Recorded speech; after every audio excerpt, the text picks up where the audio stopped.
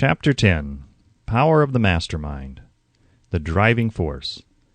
The ninth step towards riches. Power is essential for success in the accumulation of money.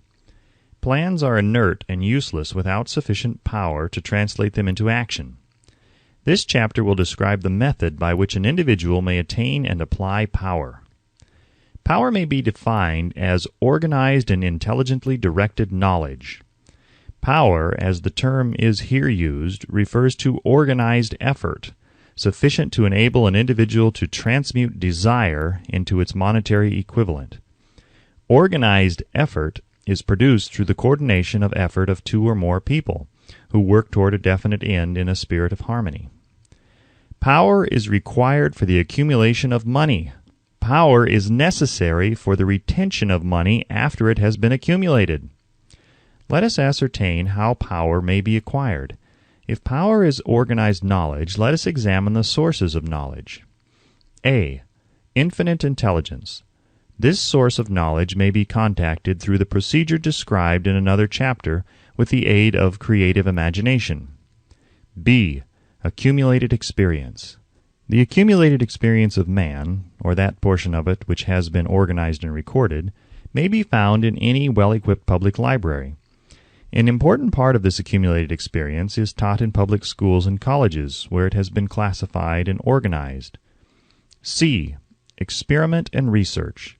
In the field of science and in practically every other walk of life, men are gathering, classifying, and organizing new facts daily. This is the source to which one must turn when knowledge is not available through accumulated experience.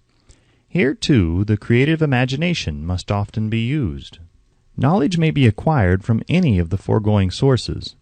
It may be converted into power by organizing it into definite plans and by expressing those plans in terms of action. Examination of the three major sources of knowledge will readily disclose the difficulty an individual would have if he depended upon his efforts alone in assembling knowledge and expressing it through definite plans in terms of action. If his plans are comprehensive, and if they contemplate large proportions, he must generally induce others to cooperate with him before he can inject into them the necessary element of power. Gaining power through the mastermind. The mastermind may be defined as coordination of knowledge and effort in a spirit of harmony between two or more people for the attainment of a definite purpose. No individual may have great power without availing himself of the mastermind. In a preceding chapter, instructions were given for the creation of plans for the purpose of translating desire into its monetary equivalent. If you carry out these instructions with persistence and intelligence, and use discrimination in the selection of your mastermind group, your objective will have been halfway reached even before you begin to recognize it. So you may better understand the intangible potentialities of power available to you through a properly chosen mastermind group, we will here explain the two characteristics of the mastermind principle, one of which is economic in nature and the other psychic. The economic feature is obvious. Economic advantages may be created by any person who surrounds himself with the advice, counsel, and personal cooperation of a group of men who are willing to lend him wholehearted aid, in a spirit of perfect harmony. This form of cooperative alliance has been the basis of nearly every great fortune. Your understanding of this great truth may definitely determine your financial status. The psychic phase of the mastermind principle is much more abstract, much more difficult to comprehend, because it has reference to the spiritual forces with which the human race as a whole is not acquainted. You may catch a significant suggestion from this statement. No two minds ever come together without thereby creating a third invisible, intangible force, which may be likened to a third mind. Keep in mind the fact that there are only two known elements in the whole universe, energy and matter. It is a well-known fact that matter may be broken down into units of molecules, atoms, and electrons. There are units of matter which may be isolated, separated, and analyzed. Likewise, there are units of energy. The human mind is a form of energy, a part of it being spiritual in nature. When the minds of two people are coordinated in a spirit of harmony, the spiritual units of energy of each mind form an affinity, which constitutes the psychic phase of the mastermind. The mastermind principle, or rather the economic feature of it, was first called to my attention by Andrew Carnegie over 25 years ago. Discovery of this principle was responsible for the choice of my life's work. Mr. Carnegie's mastermind group consisted of a staff of approximately 50 men with whom he surrounded himself for the definite purpose of manufacturing and marketing steel. He attributed his entire fortune to the power he accumulated through this mastermind. Analyze the record of any man who has accumulated a great fortune, and many of those who have accumulated modest fortunes, and you will find that they have either consciously or unconsciously employed the mastermind principle. Great power can be accumulated through no other principle. Energy is nature's universal set of building blocks, out of which she constructs every material thing in the universe, including man and every form of animal and vegetable life. Through a process which only nature completely understands, she translates energy into matter. Nature's building blocks are available to man in the energy involved in thinking. Man's brain may be compared to an electric battery. It absorbs energy from the ether, which permeates every atom of matter and fills the entire universe. It is a well-known fact that a group of electric batteries will provide more energy than a single battery. It is also a well-known fact that an individual battery will provide energy in proportion to the number and capacity of the cells it contains. The brain functions in a similar fashion. This accounts for the fact that some brains are more efficient than others and leads to this significant statement. A group of brains, coordinated or connected in a spirit of harmony, will provide more thought energy than a single brain, just as a group of electric batteries will provide more energy than a single battery. Through this metaphor, it becomes immediately obvious that the mastermind principle holds the secret of the power wielded by men who surround themselves with other men of brains. There follows now another statement which will lead still nearer to an understanding of the psychic phase of the mastermind principle. When a group of individual brains are coordinated and function in harmony, the increased energy created through that alliance becomes available to every individual brain in the group.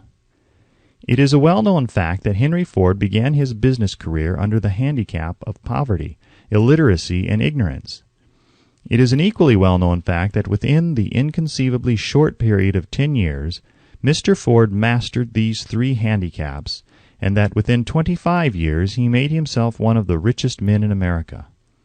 Connect with this fact the additional knowledge that Mr. Ford's most rapid strides became noticeable from the time he became a personal friend of Thomas A. Edison, and you will begin to understand what the influence of one mind upon another can accomplish.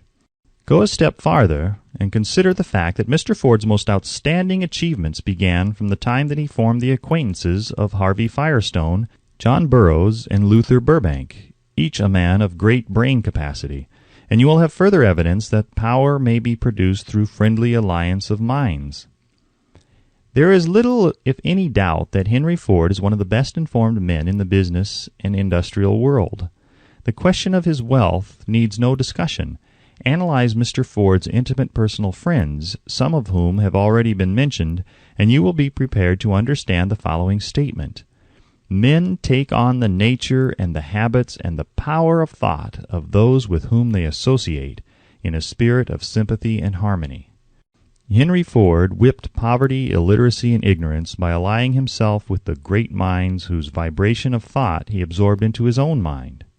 Through his association with Edison, Burbank, Burroughs, and Firestone, Mr. Ford added to his own brain power the sum and substance of the intelligence, experience, knowledge, and spiritual forces of these four men. Moreover, he appropriated and made use of the mastermind principle through the methods of procedure described in this book.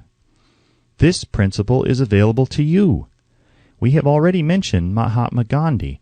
Perhaps the majority of those who have heard of Gandhi look upon him as merely an eccentric little man who goes around without formal wearing apparel and makes trouble for the British government. In reality, Gandhi is not eccentric, but he is the most powerful man now living.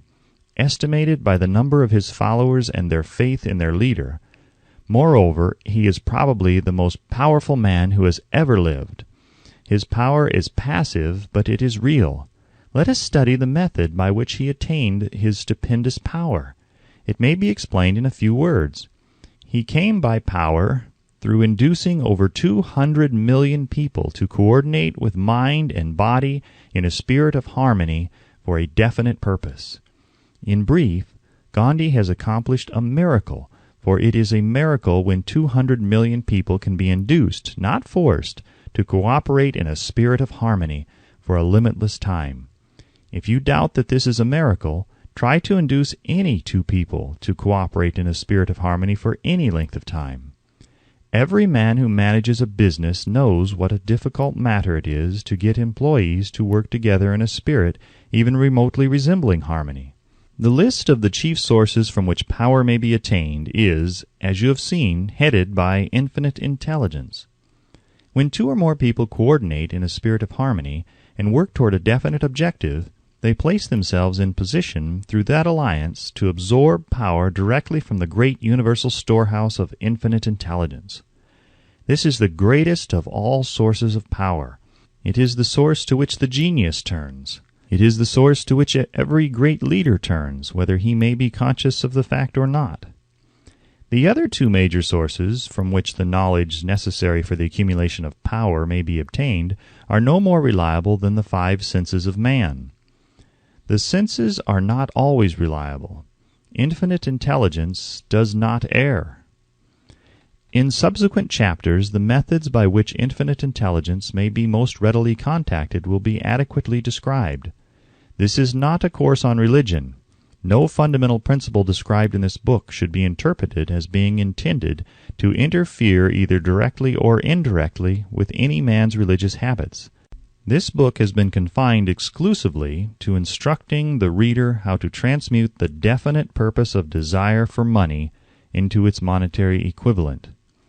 Read, think, and meditate as you read. Soon the entire subject will unfold and you will see it in perspective. You are now seeing the detail of the individual chapters. Money is as shy and elusive as the old-time maiden. It must be wooed and won by methods not unlike those used by a determined lover in pursuit of the girl of his choice. And coincidental as it is, the power used in the wooing of money is not greatly different from that used in wooing a maiden. That power, when successfully used in the pursuit of money, must be mixed with faith. It must be mixed with desire. It must be mixed with persistence. It must be applied through a plan, and that plan must be set into action. When money comes in quantities known as the big money, it flows to the one who accumulates it as easily as water flows downhill. There exists a great unseen stream of power which may be compared to a river, except that one side flows in one direction, carrying all who get into that side of the stream onward and upward to wealth, and the other side flows in the opposite direction, carrying all those who are unfortunate enough to get into it, and not able to extricate themselves from it, downward to misery and poverty. Every man who has accumulated a great fortune has recognized the existence of this stream of life. It consists of one's thinking process. The positive emotions of thought form the side of the stream which carries one to fortune. The negative emotions form the side which carries one down to poverty. This carries a thought of stupendous importance to the person who is following this book with the object of accumulating a fortune. If you are in the side of the stream of power which leads to poverty, this may serve as an oar by which you may propel yourself over into the other side of the stream. It can serve you only through application and use. Merely reading and passing judgment on it, either one way or another, will in no way benefit you. Some people undergo the experience of alternating between the positive and negative sides of the stream, being at times on the positive side and at times on the negative side. The Wall Street crash of '29 swept millions of people from the positive to the negative side of the stream. These millions are struggling, some of them in desperation and fear, to get back into the positive side of the stream. This book was written especially for those millions. Poverty and riches often change places. The crash taught the world this truth, although the world will not long remember the lesson. Poverty may and generally does voluntarily take the place of riches. When riches take the place of poverty, the change is usually brought about through well-conceived and carefully executed plans. Poverty needs no plan. It needs no one to aid it, because it is bold and ruthless. Riches are shy and timid. They have to be attracted. Anybody can wish for riches, and most people do. But only a few know that a definite plan plus a burning desire for wealth are the only dependable means of accumulating wealth.